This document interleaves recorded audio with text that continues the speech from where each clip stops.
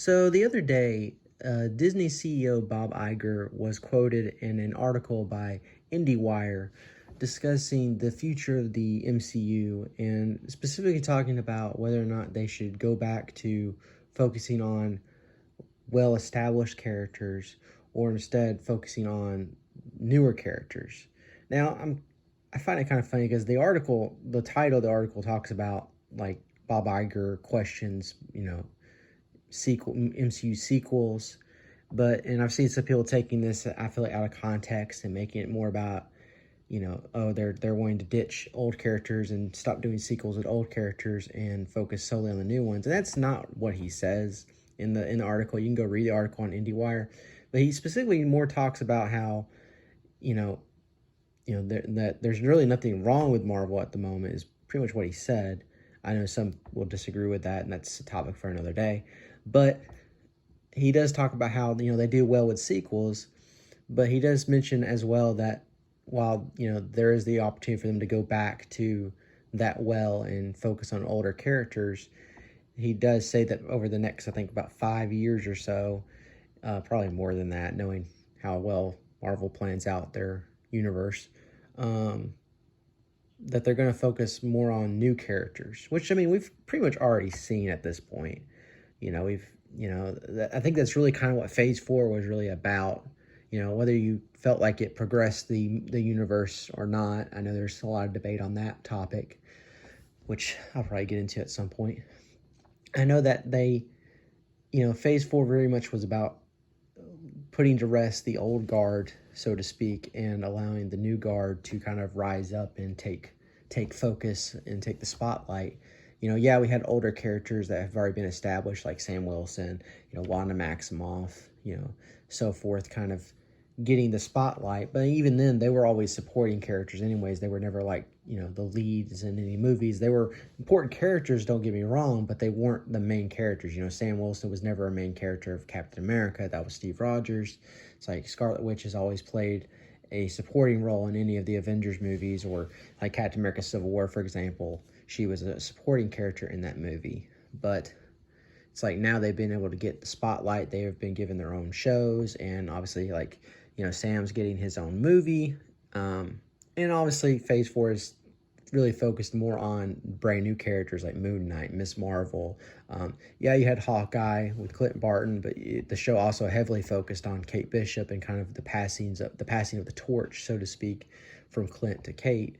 You had, obviously a Black Widow movie that focused on, Natasha Romanoff, but the movie also introduced Yelena, who has very much taken up the mantle of Black Widow since the passing of her sister in the universe. But it's like, I was thinking about after reading the article, because like I said, a lot of people, I say a lot, I've seen a couple of people take, the article and kind of run with it, make it sound like, Bob Iger wants to do away with old characters and everything, and that's not what he says. I'm not going to quote the entire article here. You can go and read it for yourself if you want to, but to me, it's just, that's not what he says. He's talking about wanting to focus on new characters, and I think that's honestly the best idea. One of the things that Avengers Endgame did for the MCU was it gave kind of a finality to some of these characters, especially the big two main characters with Steve Rogers and Tony Stark. It allowed those characters to kind of ride off into the sunset and have their retirement or have their final bow, so to speak, at the end of the film. And it also allowed characters like Black Widow, like Natasha Romanoff, who died in Endgame, allowed her to kind of be, her character to, quote unquote, be retired.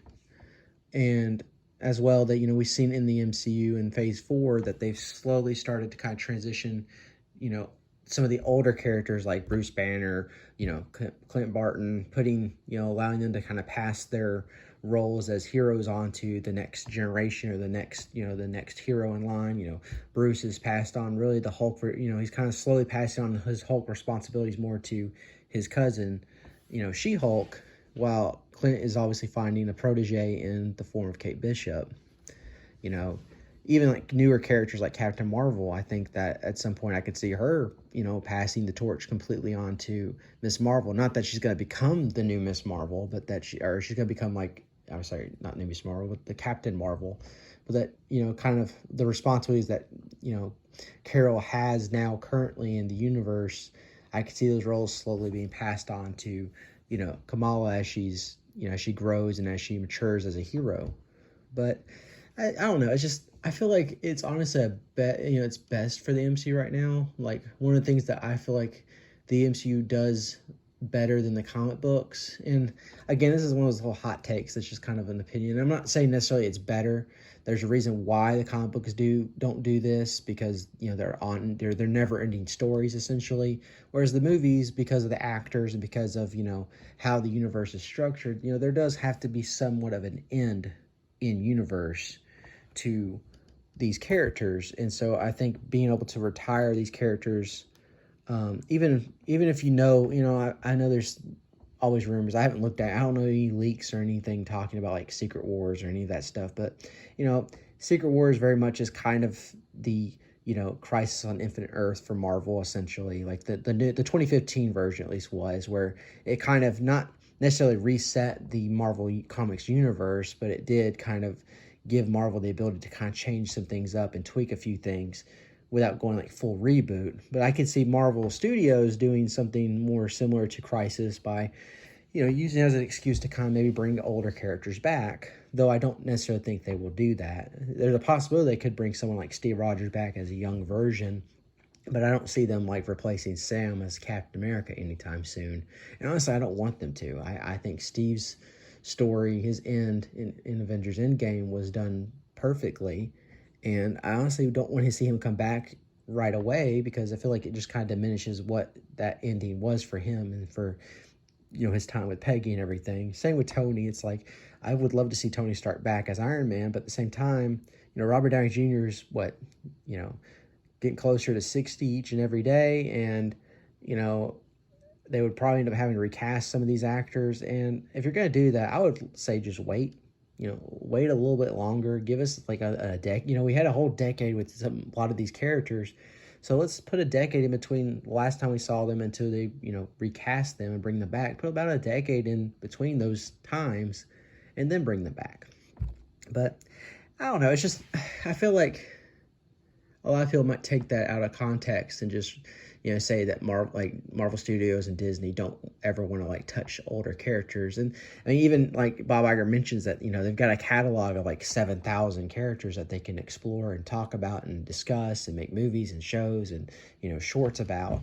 And it's true. I mean, Marvel has a huge catalog of characters, and as Marvel Studios and Disney have been acquiring like, the X-Men rights, Fantastic Four, they're that list of characters they can expand upon and explore and give more spotlight to has grown.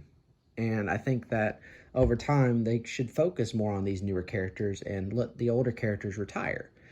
I've thought about it recently, and I'm planning on making a video about it, how I feel like while I liked Thor Love and Thunder, I know a lot of people didn't like it. I understand why a lot of people didn't like it. But it's like, I enjoyed it for what it was. It wasn't the best, the best out of best Marvel movies, but I enjoyed it for what it was, and I did have fun with it. But at the same time, I do kind of look back on it and think, did it really do anything for Thor Odinson as a character? And while, yes, the ending does kind of send his character in a new kind of direction for him as a person, I don't necessarily know if it did really anything to really make it worth, I don't know if we necessarily need to have a Thor 5 with him as the lead. But because we don't have Jane still as Thor, at least not currently, I feel like they kind of have no choice if they do a Thor 5. I mean, they kind of set it up for that, but again, it's like, looking back, I kind of wish they had let his story kind of play out, either, have him slowly kind of retire, or working with the Guardians and kind of being like a supporting character, and then maybe having him retire from that. But I don't know. It's just, again, it's one of those things where it's like, I wouldn't mind some of these characters getting to retire for a little bit and allowing newer characters to step in and, take up the roles as like the main Avengers and the main heroes of this universe that is constantly changing and constantly growing with each and every movie. But yeah, I mean, that's pretty much all I got to say on the whole topic. I just, I read the article and just thought, yeah, this is, I kind of agree with what Bob's saying. I think that he makes a lot of good points, and I don't necessarily think they're gonna stop making, movies about like other, older characters. I just think that, right now is the time where Marvel needs to focus on some newer characters. Like I said, the new guard, allow the old guard to kind of retire and rest, and let them, sit on the sidelines for right now. And then when the time is right, bring them back when it would best fit the story and the universe. But yeah, that's pretty much all I got to say on the whole topic. If whatever thoughts you'll have, let me know in the comments. If you have any disagreements or agreements, whatever you want to say, just let me know. If you enjoyed this video, hit that like button. Don't forget to hit subscribe to support the channel. Turn notifications for, so that you're notified of any new videos that when we put them out. But until next time, guys, y'all just have a good one, and, see y'all later.